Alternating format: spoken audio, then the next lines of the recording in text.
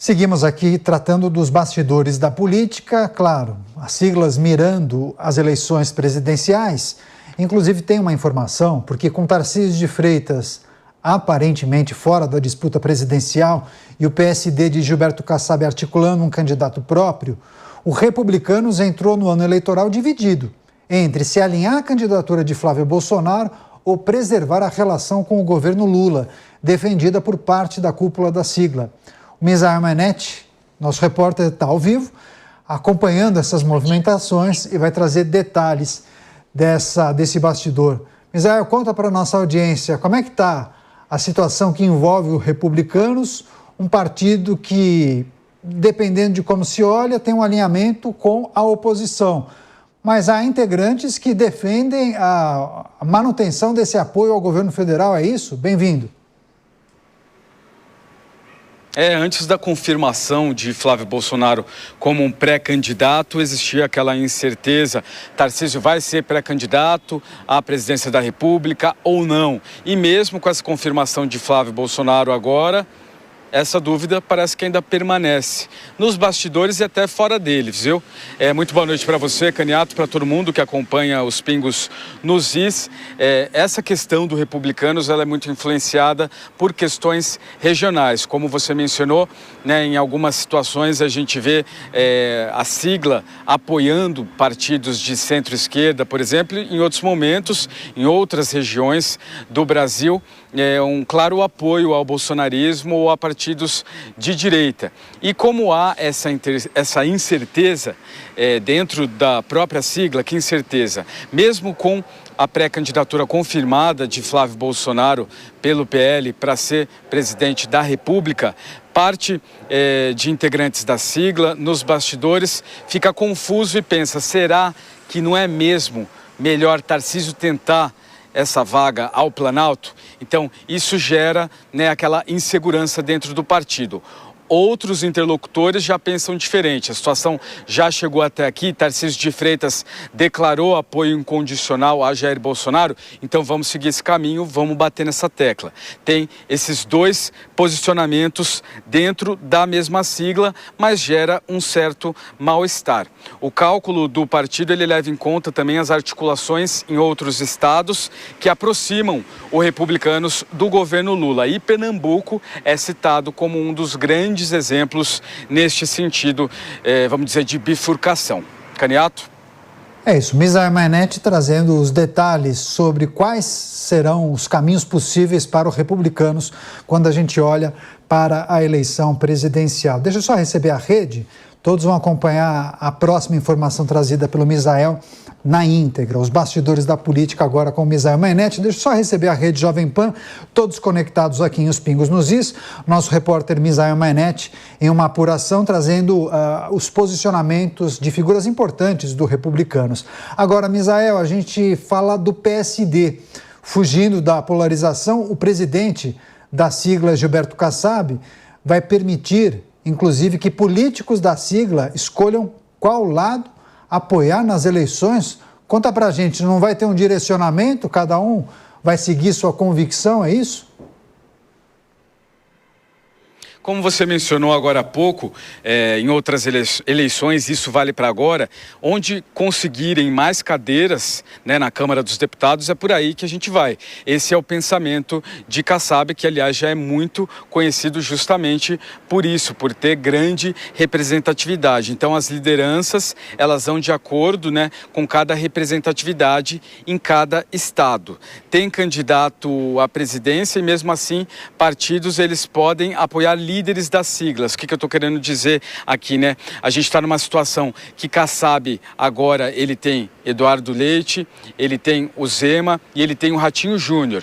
Kassab já estava declarando um apoio incondicional, por exemplo, a Tarcísio de Freitas do Republicanos. E dizia lá atrás: se Tarcísio não sair à presidência da República, eu vou com o Ratinho Júnior. Agora surgem essas três opções. Provavelmente, né, a gente tem então um pré-candidato pelo PSD e os outros tentem uma cadeira no Senado. Então essa é uma situação, e tem essas situações regionais que eu mencionei que podem favorecer um apoio do PSD tanto para centro-esquerda quanto para centro-direita. Por exemplo, no Rio de Janeiro, prefeito Eduardo Paes, ele que é pré-candidato ao governo, já se comprometeu com a reeleição do presidente Lula do PT. Em estados como Amazonas e Bahia, a legenda também deve integrar coligações alinhadas ao PT sem obrigação de seguir o palanque presidenciável do próprio partido. Então a gente vê uma diferença muito grande se a gente comparar São Paulo com o Rio de Janeiro,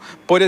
De acordo ainda com o Kassab, a expectativa é eleger entre 80 e 90 deputados federais, número grande, né, em relação aos 47 parlamentares atuais que Kassab possui, considerando que a representação na Câmara influencia diretamente na divisão dos recursos como fundo partidário e também o fundo eleitoral. Para finalizar, o PSD planeja disputar governos em diversos estados: Paraná, Santa Catarina, Amazonas, Minas Gerais, Rio de Janeiro, Pernambuco, Sergipe e Maranhão, mas não vê a necessidade de amarrar esses palanques à candidatura nacional do partido. É aquela história: pisca para um e pisca para outro, e para ver onde consegue mais cadeiras na Câmara dos Deputados. Caniato? É isso, os bastidores do PSD e do Republicanos com o Misael Mainetti, que segue acompanhando essas movimentações. Ele volta com a gente ao longo da programação. Um abração para você. Deixa eu só a direção confirmar para mim, se eu já posso. Tá, deixa eu chamar então os nossos comentaristas, daqui a pouco a gente vai ter um break comercial. Mas começando de trás para frente, Dávila, essa estratégia do PSD não é uma novidade, né? O PMDB fazia isso, liberava os estados para apoiar o candidato à presidência. A intenção é aumentar o número de cadeiras no Congresso Nacional, né? Ou seja, a estratégia regional tem determinado, inclusive, o palanque nacional. É isso, né, Dávila? É isso mesmo, Caniato. Desde a fundação do partido pelo Kassab, em 2011, o PSD sempre preferiu liberar o partido para apoiar o candidato que quiser. Isso fez com que ele construísse um dos maiores partidos brasileiros, com o maior número de governadores, uma das maiores bancadas no Congresso Nacional e provavelmente o recordista hoje em número de prefeituras. Mas essa estratégia, Caniato, não funciona quando o partido resolve lançar um candidato à presidência da República. Ou seja, é muito difícil você dizer que seu partido agora tem um candidato à presidência da República e libera a bancada. É algo muito estranho. A história de liberar a bancada, como sempre fez o PSD, é fruto de uma escolha de não ter candidato à presidência da República. No momento que você tem candidato, fica muito difícil repetir a fórmula do passado. E provavelmente é isso hoje que deve tirar o sono de Gilberto Kassab. Pois é, mas é uma situação curiosa, né, Musa? Porque por mais que faça sentido para o cacique partidário pensar nessa estratégia olhando para aquele estado específico, quando a gente olha para o todo, né, eu fico imaginando o eleitor, pera lá, mas nesse estado o governador está com o presidente Lula e naquele outro estado o fulano está apoiando o Flávio Bolsonaro. Parece que as coisas não encaixam, mas vai entender, né? Tudo pelo voto, Musa? Tudo pelo voto. Um dos grandes pontos que nós vivemos hoje é que, se é que alguma vez foi mais, acredito que sim, tenha sido mais profundo, mas hoje não há mais debate, como o Dávila falou, debate verdadeiro de ideias, debater conceitos, debater planejamentos de longo prazo, não existe isso. Você vota em A porque você rechaça o B, ou você vota em B porque você rechaça o A. Esse é o grande ponto.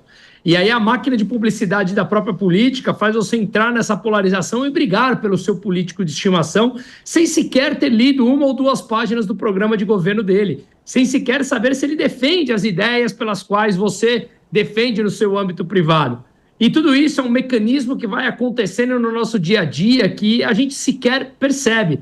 Então, planos de governo ficaram de lado, talvez porque no Brasil tenhamos 30 e poucos partidos e convenhamos, não dá para ter 30 e poucas ideologias. Você tem ali uma máquina de atração de capital para sugar e parasitar em cima do orçamento que é determinado pelo pagador de imposto em última instância.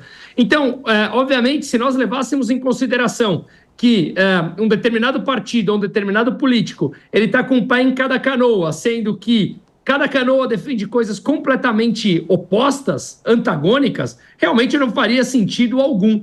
mas pensando nesse parasitismo em cima do orçamento, talvez muitos, que grande parte do brasileiro não se intera no dia a dia da política, porque está tão preocupado com grandes problemas que tem no seu entorno e para conduzir a sua vida, que sequer percebam isso. E vejamos aberrações como essa. Vamos apoiar um candidato ou colocar um candidato aqui na direita, mas vamos manter a nossa base aqui no governo do Lula, da esquerda, para manter os nossos privilégios. Bom, Brasil de hoje. Pois é, mas se essa é a estratégia, ele já dá a resposta, então, que o PSD não vai lançar candidato à presidência, porque só faltava essa, né? O governador não apoiar o candidato do próprio partido. Você, Mota, dá para entender essa estratégia de Gilberto Kassab? Os candidatos ao governo poderiam apoiar qualquer candidato à presidência. Lula, Flávio Bolsonaro, Zema, estariam liberados. A intenção é aumentar o número de cadeiras na Câmara dos Deputados. Nada que a política brasileira já não tenha visto muitas vezes, né, Caniato? Em ano eleitoral, cada partido tem a sua estratégia. E, em alguns casos, a estratégia é esperar para ver o que vai acontecer. Porque muita gente ainda aposta em grandes mudanças no cenário político eleitoral. Enquanto isso, o partido vai colocando um pé em cada canoa. Essa estratégia, Caniato, um pé em cada canoa, no Brasil, tem uma longa tradição de sucesso. Com certeza. Qualquer dia poderíamos compilar, né, 3 casos emblemáticos de partidos ou de figuras que ficaram com o pé em cada canoa e no que isso deu. Dávila, a gente troca porque o nosso repórter também destacou os bastidores do Republicanos, que estaria dividido entre apoiar a candidatura de Flávio Bolsonaro, mas não largando a mão do presidente Lula, né? Vislumbrando a possibilidade de Lula conseguir a reeleição. É preciso olhar para o Republicanos, um partido oriundo da Igreja Universal, ou seja, tem uma agenda mais conservadora, mas já apoiou vários projetos do Partido dos Trabalhadores, né? Integrou base de Lula, base de Dilma Rousseff, antes não era Republicanos, acho que era PRB, era o PRB, e hoje Republicanos. Agora, fica uma situação complicada quando a gente olha para algumas figuras do Republicanos, como Tarcísio de Freitas. Mas se a intenção do partido é fazer bancada e não ter candidato, faz todo sentido. É a estratégia Kassab. Vamos abrir mão da candidatura presidencial, deixar com que cada ala do republicano apoie o candidato que dê maior voto localmente. Então, se no Nordeste for o Lula, é o Lula. Se em São Paulo for o Tarcísio e o Bolsonaro, o Flávio Bolsonaro, vai ser assim. Então, essa é uma decisão estratégica. O partido precisa ter a seguinte decisão: se ele quer aumentar a sua bancada ou se ele quer ter uma candidatura presidencial para ajudar a alavancar a sua bancada. Então, tem 2 maneiras de pensar a política. Uns partidos acreditam o seguinte: para eu conseguir eleger o maior número de deputados, eu preciso ter o tal do puxador de voto, que são os cargos majoritários. Eu preciso ter candidatos competitivos nos governos estaduais, eu preciso ter um candidato competitivo à presidência da República. Outros partidos pensam como o PSD. Não, libera o partido e aí cada um faz o seu palanque estadual de acordo com a realidade local e isso faz com que o partido tenha o maior número de votos. São 2 estratégias distintas. O Republicanos precisa escolher qual é a estratégia que eles vão apostar. Pois é, e é uma situação curiosa, porque Republicanos fazia parte da base da Dilma.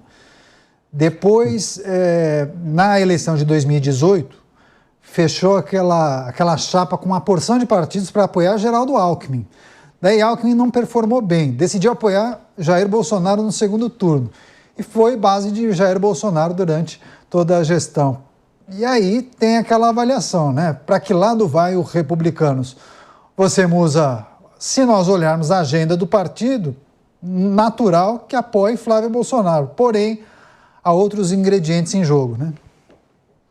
Muitos outros, como o que a gente vem comentando agora. E se você ainda vê um jogo desse, olha, o partido ele é mais à direita e está apoiando alguém que é de outro partido e ele considera mais à direita do que ele, você ainda vê muitas semelhanças dentro das ideias, mas coisas tão antagônicas como essa, não. Então fica muito óbvio que, pelo conceito geral, ele teria que apoiar o Flávio se de fato for o Flávio como candidato. Mas não me surpreenda que eles mantenham isso, um pezinho aqui, um pezinho lá. Lembre, gente, nós somos meros espectadores, financiamos por isso meros espectadores que não podemos interferir nessa discussão. Talvez ali entre eles sentem, tomem um bom uísque e negociem coisas que a gente jamais pode saber, porque, afinal de contas, coloca em sigilo, né? Transparência para a gente que financia, isso é um mero detalhe. Pois é, pessoas da nossa audiência, acho que o Mota tem a memória mais apurada em relação a essa figura, porque ele foi prefeito do Rio de Janeiro, né? Um dos principais nomes do Republicanos é o Marcelo Crivella, né, Mota? Que, salvo engano, foi ministro da Pesca de Dilma Rousseff e depois disputou a prefeitura do Rio de Janeiro e ganhou, né? Aquele célebre caso da Márcia, né? Quem não se lembra do caso da Márcia lá no Rio de Janeiro? Você, Mota, o Republicanos flertando com a candidatura de Flávio Bolsonaro, muitos entendem que seria o mais adequado em razão dos posicionamentos da sigla, mas há quem entenda que o Republicanos poderia também apoiar a reeleição de Lula a depender das articulações e negociações. Isso é a regra, não é a exceção, Caniato. A regra na política é essa. A regra na política são as considerações práticas dos políticos. Eu falei isso algumas semanas aqui, e falei na minha live também.